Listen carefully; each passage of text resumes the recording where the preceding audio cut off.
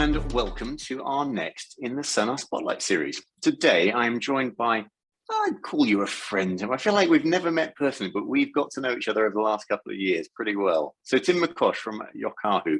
Tim, welcome. Thanks, Matt. Really great to be here, and thanks for having me. No, good to have you here too. Are you happy to kick things off by introducing yourself, the business, and what you guys get up to a little? Sure. So I'm Tim McCosh. I'm the CEO and co-founder of Yokahu. My background is the insurance world, so don't ask me too many technical questions. And Yokahu is a parametric insurance MGA specializing in climate risk. Cool. So in fact, one of the recent conversations we had was about a shared client, which is Chaucer. And you guys partnered up with them. So we're talking Chaucer as in the global specialty group, put my teeth in. Can you give a little bit more detail about the product that you guys came up with? It's microinsurance product, right? Sure. Yeah, exactly. So the first use case for our platform, we're trying to solve some of the problems around hurricane in the Caribbean, and doing that at a scale that enables individuals to access cover at far more affordable rates than previously, with broader coverage. So the product is essentially really simple. If you're during the sign-up process, you put a pin on a map and you tell us where your home is, and that GPS location, when it experiences hurricane strength winds, we then make a payment based on the central pressure of the storm. Okay, as easy as that. As easy as that, yeah. What goes on behind the scenes to make that happen? It sounds incredibly simple, which is the beauty of the product, exactly. Right? Exactly. So our platform has digitized the whole contract. So insurers sign up through a digital onboarding journey, and then the platform takes care of KYC, premium collection, administration of the contract, trigger determination, and making the claim payment back to the customer. So it is incredibly simple, and we've automated the whole value chain there. Lovely. How did that relationship with Chaucer come about? Sure. So in my previous life, I was a broker in the London specialty market, and had a particular business development role for the Caribbean. So I've got some long-standing relationships with the team there, particularly with Ed Lyons, who's now on our advisory board, having retired from Chaucer. But I can't thank the team at Chaucer enough. They've been incredibly supportive, and they're really stepping up as I keep asking them to do a little bit more with, as we develop the product and trying to make it more accessible to people in the region. Yeah. Very cool. I also remember in our chat that we had a little while back, you partnered up with the MIS guys, the McKinsey Intelligence Services guys, on trigger data for the parametric product as well, right? What are you guys up to there? Maybe, in fact, you do a better explanation of the partnership rather than my nonsensical one there. Exactly. Well, first of all, thank you for that partnership, because that came out of the last time I chatted to you on a Spotlight. They reached out, and honestly, I'd say it's the best decision we've made as a business in terms of a partnership today. So the way it works is whatever products we design, we ask them to administer the trigger interpretation, so that both for the insurer, so for Chaucer, and for the end policyholders, there can be no question that we have tweaked an algorithm so that the product did or didn't pay. But on the flip side, it also, and so our system is connected to their Global Earth Observer via API. On the flip side, because they're observing events globally already, they already have many of the data sets we need, and so we can spin up products more quickly. Okay. Yeah, super interesting. I'd completely forgotten it came out of came off the back of, because we did a sort of a written up Spotlight interview with you, and I had completely forgotten it came off the back of that. Well, isn't that good news, hey? Yeah. Well, let's see what comes off the back of that. Get in touch with Tim, should there be any interest. Tell me about, so you guys have focused geographically in towards the Caribbean, right? So it's kind of Jamaica, US Virgin Islands, Bahamas, St. Lucia, all beautiful places to go on holiday. That's for sure. Tell me about some of the learning points, sort of running the business with that kind of geographical focus for you, and launching new insurtech products out there. Sure. Yeah. So the interesting thing about the Caribbean is, there's collectively there a huge problem with hurricane, but each of the individual territories or countries is very different, both in its social structure, but also its sort of attitude to risk, and even the way that hurricanes affect each country. And so, it's a learning curve, and equally those markets, there's not a lot of e-commerce yet. Mm-hmm. So you have to be really good at your user journeys, because any sorts of problem. I mean, our first couple of days, we discovered we had a widget in the process that needed to be changed for adding a date of birth, because it wasn't working for them. They weren't used to using it. That's right. Okay. But individually, each island, you have to treat them slightly differently. But there's huge appetite to try and solve problems, because, again, relatively small countries population-wise, so individually on their own, they can't innovate. In the insurance market, it's not a big enough, an interesting enough thing, for many reinsurers or insurers to get excited about. So doing it pan-Caribbean gives them a collective scale that they're all really excited about. So how does that work in practice? So kind of two questions. So the pan-Caribbean perspective, are you personally sort of bringing those groups together, or is there a body that you're kind of engaging with? Is kind of the first of two questions, I think. So we're B2B2C, so it's brokers working with us to drive this in each of the okay. And how are they set up? Is there a kind of a group body that you're able to liaise with as a kind of focal point, or are you having to go around the houses and knocking on doors? Yeah, at the moment we're the focal point, but that's swiftly changing. We're increasing the relationships between them. Generally, if there's a pan Caribbean hotel chain that needs to have its insurance place, they have partnerships across the region anyway.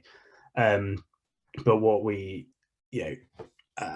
enabling them all to solve problems, and it's a fantastic feedback loop as to keep iterating and developing the product. Yeah, and that's kind of, that's my second question. So you're talking about the kind of the date of birth example around a widget where that wasn't quite right, it wasn't getting used correctly.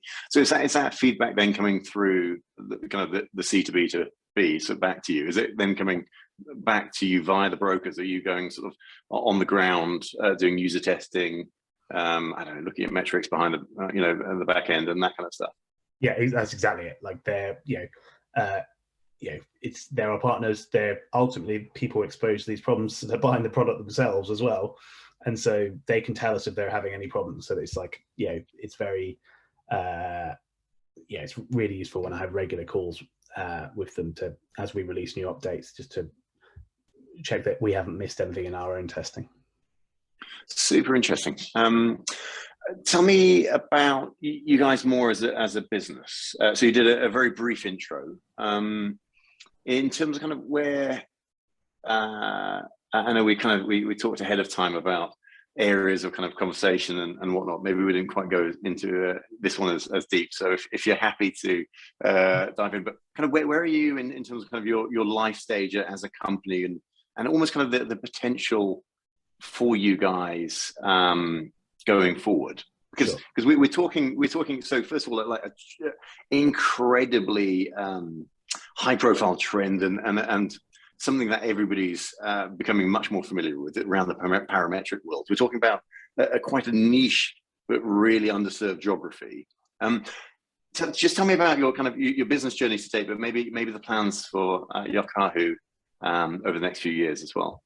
So when launching this business, and particularly as a first-time entrepreneur, it's really important for me to have stuck to what I know in terms of, so my personal network enables me to access the Caribbean, and also from a parametric perspective, regulatory wise in the Caribbean, because of the government CRIF product, parametric insurance practices are really widely accepted out there, and there's a big push for it. Where we're going as a business, as I say, and the reason part of the reason the partnership with MIS is so valuable is, we will be limited in what we could do in the Caribbean because our insurance partners need to balance that portfolio somewhere. Like, there's going to be a hurricane, so you need to move towards diversifying geographically and risk profile. So that's where we're going, and we feel that we spent the last couple of years making the platform and all the partners, putting them in place so that we are now ready to scale that, rapidly. And we're at the time of recording this, we're kind of early-ish 2022. Tell me what that next steps for you. So what does scale look like for you? Is it then getting the platform across that region? Is it sort of, the 10 years out, Yokahu, what do you see for the business? Yeah, so 10 years out, I see us as a global business in as many countries as we can be, because climate is affecting people in all countries everywhere, and our focus for the moment is a little bit of leveling up, and I suppose it speaks to ESG, which I think we go on to, but climate change is disproportionately affecting less developed countries in general, and particularly small island developing states, which is where we've started. And our job is to create products that help build resilience for these communities. Cool. No, I love that. What a there's so much talk, isn't there, about sort of, and you'll know this better than I will with your roots so firmly in the insurance space, but it's kind of the good that insurance can do, and ultimately it achieves that, right? It protects us from things that we may lose or damage or injure or whatever it be. But it's but what you're talking about here is the people who need it most, and there's something really, as an entrepreneur, it must be incredibly special being attached to that and being driven by that. And I'm pretty envious of that as well. So I'll attach myself to you guys and ride on your coattails maybe. But tell me more about the ESG stuff. So one thing actually about the business that I know is you guys are climate positive. Yeah. If I'm right in saying, how do you guys achieve that? Is there something beautifully simple to that, or is it much more complex? It's beautifully simple at this point. I'm sure it might become more complex as we grow, but at this point, we buy carbon credits every month to offset the carbon footprint of all our staff, and I buy a couple extra just to make sure that we're over and above. So beautifully simple. It's a cost to the business, but it makes complete sense with our vision, and ultimately, how do you protect people from climate change? You prevent it happening. Yeah, I love that, Tim. And then maybe let's get on to the ESG side of things, as you alluded to. So it's an area we're chatting about just before we join the call. But maybe it's a big thing for our clients, and Chaucer included, right, as well as many others. And it's an area that's become very a big focus for us to be looking at, and we're seeing lots of innovation within that space. How do you see the ESG, I don't know what you really call it, market space, sector? How do you see it playing out more broadly, and the importance for insurance companies in particular when considering ESG? Yeah, I think it's ESG is a bit broad brush. Do you know what I mean? It's kind of like insurtech now, which has gone from maybe companies selling technology to the insurance market to full stack digital insurers. It's a broad term, right? However, we see it, the way we're enabling it for the market is reaching segments that currently are exposed to climate risk. So the emerging middle class is 5 billion people by 2030, and currently 5% of them have any form of insurance. So there's this huge risk to them of a climatic event pushing them back into poverty. And that's a massive target for us, is to create not necessarily products that those people buy, because all of us as consumers, we don't like buying insurance, right? We don't feel it delivers. It does protect us, but there's some odd psychology around it, should we say. However, that doesn't mean you can't help build resilience for these people in building the new systems around them using insurance. So if you look at all the things that governments did for people during the pandemic, creating repayment holidays on loans and things like that, or paying people to stay at home after this event, all those things can be created in the insurance market, and we just need to get on with it and do it. Yeah, super cool. So tell me, then maybe sort of last point around that is kind of specifically some around Nat Cat insurance and how that market's going to change over the next 10 years, because effectively you're attached to that, right? So you're closely aligned. How do you see the market playing out for you and around you as a business? Yeah, I think it's a really interesting time for it. There's the climate element. There's other factors in there in terms of movement of people and things like that will affect the numbers that we see as economic loss from natural catastrophes. But fundamentally, I think the days of buying a Nat Cat within your buildings policy are coming to a close. Because as we stand today, the insurance market needs no more capital to cover all the economic loss from natural catastrophe risk. It just needs more products, and the existing products are creating this massive gap, this massive protection gap. So, and I put in that, I don't think the current market standard of parametric product is good enough. We're getting there, but it needs to be as crystal clear as if X happened, Y dollars gets paid, because then customers will trust it. They'll understand they're insured, and they'll be more willing to buy it.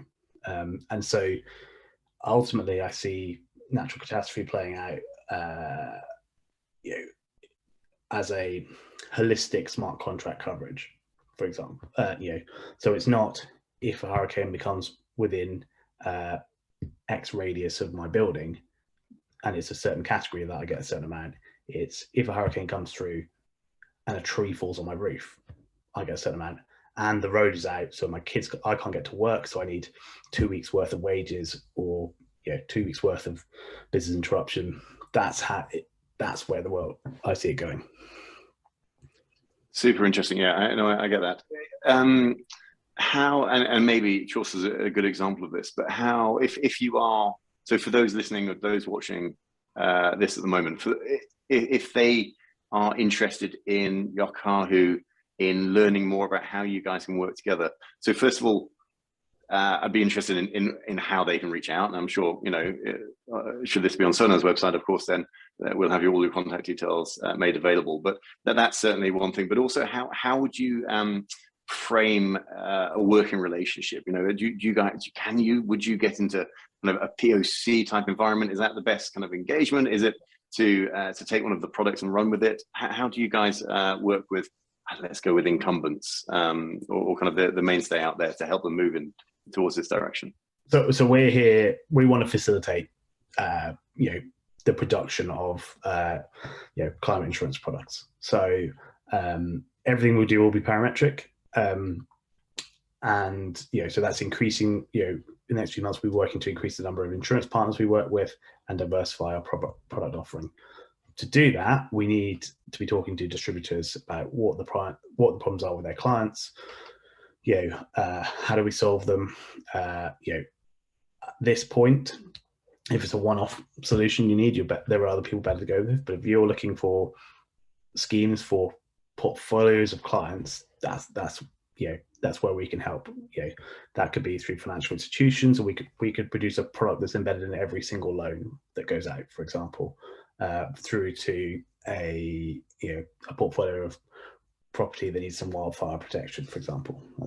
That might be setting myself up for a difficult challenge, because wildfire is a very difficult product to model. But those are challenges we're going to have to solve, and we're open to those opportunities if people want to approach us.